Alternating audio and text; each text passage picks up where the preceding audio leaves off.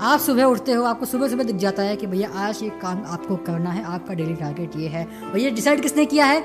ये किसी भी रैंडम इंसान ने डिसाइड करके आपको दे दिया है कि आपको आज ये काम करना है, इस एग्ज़ाम के लिए, इस एग्ज़ाम के लिए ये करना है, ये करना है, ये करना है। और ऐसा करके आपने खुद को एक्सेप्ट कर लिया है कि जनाब हम ये काम करने वाले हैं आज, और आपको लगता है कि इससे आपका सिलेक्शन हो रहा होगा, और आपको ये नहीं पता है कि आप खुद के साथ में कितना बड़ा नुकसान कर रहे हैं। और उसी पे बात करने वाले हैं आज के इस वीडियो के अंदर कि भैया प्लीज़ डेली टारगेट्स को फॉलो मत करिए, वो भी किसी और के।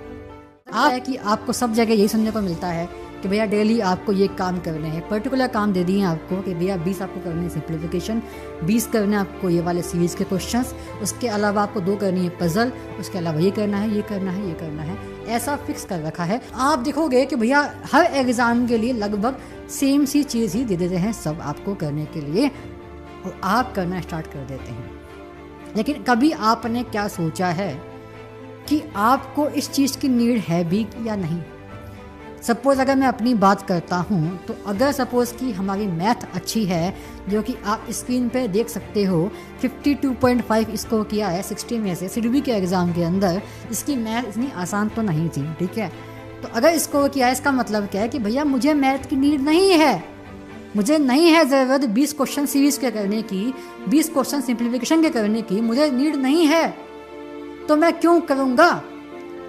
क्योंकि सिर्फ किसी XYZ ने बोल दिया है या फिर किसी XYZ कोचिंग ने बोल दिया इसलिए मैं करने वाला हूँ? मैं कहूँगा नहीं, मैं नहीं करने वाला हूँ, क्योंकि मेरे लिए मेरा समय कीमती है, मेरे लिए मेरा 1 साल कीमती है, क्योंकि इस साल एक के बाद एक एग्ज़ाम होने वाले हैं और मुझे सब में सिलेक्शन चाहिए। तो भैया हमारे लिए एक स्मार्ट वर्क इम्पोर्टेंट है, ना कि हार्ड वर्क इम्पोर्टेंट है। अगर हम हमारी प्लानिंग तक खुद से नहीं कर सकते हैं तो सिलेक्शन कैसे होगा? अगर आपको दूसरा बंदा आपको बता रहा है आके कि आपको पढ़ना ऐसे है, आपको ये पढ़ना है आज, तो आप क्या कर रहे हो खुद से? सॉरी टू से, बट आप क्या कर रहे हो? पका पकाया माल मिल जाना चाहिए क्या? पके पकाए माल से सिलेक्शन होता है क्या? जरा जिनका सिलेक्शन हुआ है, जो आपको बोलते हैं ना, उनसे पूछ के देखो कि आपने कभी ऐसा किया था? एक्चुअल में किसी ने नहीं किया था, सब ने एफर्ट लगाए खुद के हिसाब से, समझा है कि किस चीज़ की नीड किसको है।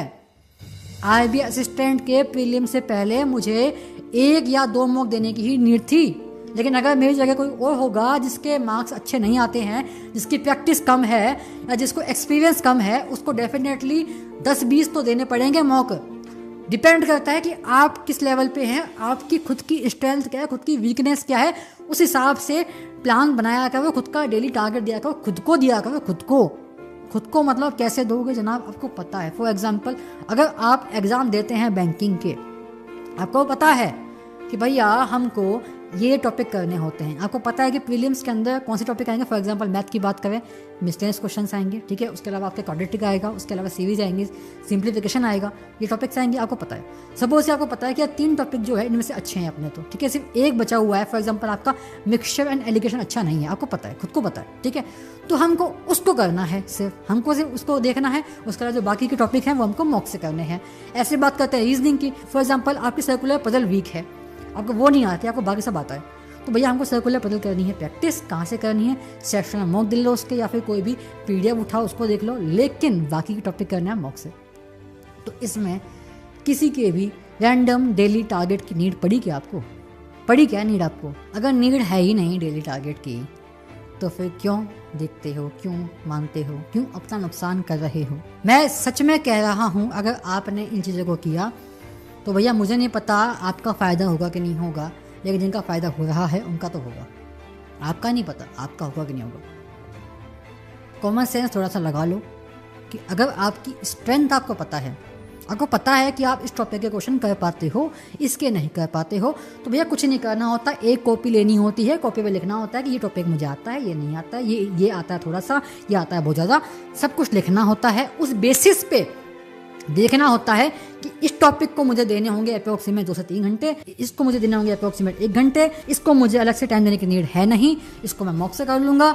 इस तरह से खुद को देखना होता है, खुद को एनालाइज करना होता है। मैं हमेशा से ऐसा ही करता हूँ, ऐसा ही करता था और ऐसा ही करूँगा जो भी एग्जाम्स आएंगे उनके लिए। अगर कभी एग्जाम की तैयारी करी तो मैं मानता हूँ कि अगर आप एक दिन के अंदर ऑन एन एवरेज 8 घंटे पढ़ते हैं ना, तो उस 8 घंटे में से आपका 10% टाइम या अप्रोक्सीमेट बोले तो 50 मिनट्स के आसपास आपकी प्लानिंग में होने चाहिए, वो भी खुद की प्लानिंग। 50 मिनट आपको देने होते हैं खुद को ये देखने के लिए कि मुझे आज ये काम करना है। 50 मिनट से लेकर के 1 घंटा आपको देना होगा अगर आपके 8 घंटे का प्लान होता है तो एक दिन का, कि भैया मैंने कल ये काम किया था, इस बेसिस पे मेरी ये मिस्टेक्स हुई थी, आज मुझे इस काम को करना है, कल मैं ये काम नहीं कर पाया था जिसको मुझे आज करना होगा, और उसके अलावा जो काम मुझे आज करना था वो तो मुझे आज करना ही है। अगर लगता है शाम आते आते कि ये काम आज नहीं हो पाया है तो उसको हमने कल के लिए ट्रांसफ़र कर दिया, कोई दिक्कत नहीं होती है। इस तरह से करना होता है, खुद का प्लानिंग खुद से करनी होती है जनाब। आप इतना देख सकते हैं कि स्ट्रेटजी क्या होती है। फॉर एग्जांपल जीके है, जीके कैसे पढ़नी है, क्या पढ़ना है वो आप देख सकते हो। ऐसे मैथ आपकी अगर सपोज वीक है, आपको देखना है कि यार मिक्सचर एलिगेशन कैसे होता है, आप उसकी स्ट्रेटजी देख सकते हैं। फॉर एग्जांपल आपको पता नहीं कि सीरीज के क्वेश्चंस कैसे सॉल्व होते हैं तो उसका आप वीडियो देख सकते हैं, लेकिन वो एक पर्टिकुलर चीज़ है जो कि आप देख सकते हैं। लेकिन ये देख लेना कि आज आपको करना ये है, वो मेरे हिसाब से सही नहीं है। आपको खुद से दिमाग लगाना है। आप एग्ज़ाम दे रहे हैं, आप एक ग्रेजुएट हैं, अगर आपने ग्रेजुएशन किया है, 4 साल लगाए हैं, 3 साल लगाए हैं उस चीज़ के अंदर, आपने 8वीं 9वीं 10वीं के अंदर यही सेम मैथ पढ़ी हुई है, तो भैया आपको पता है कि करना क्या होता है, कैसे होता है, सब पता है आपको। खुद को एक्सक्यूज़ मत दो कि नहीं हमको नहीं आता, हमको प्लानिंग करके कोई दे दे हाथ में, फिर वो प्लानिंग अच्छी नहीं होगी आपके लिए। हो सकता है वो किसी XYZ के लिए अच्छी हो, आपके लिए अच्छी होगी कि नहीं होगी पता नहीं। यह थोड़ी सी ऑनेस्ट टॉक है, हो सकता है कि कुछ लोगों को ये बात थोड़ी सी बेकार लगी हो, उसके लिए माफ़ी चाहेंगे, लेकिन एक्चुअल में ये बात सही है आप लोगों के लिए तो कम से कम। Bye bye, love you all. Deepak Badwa signing of.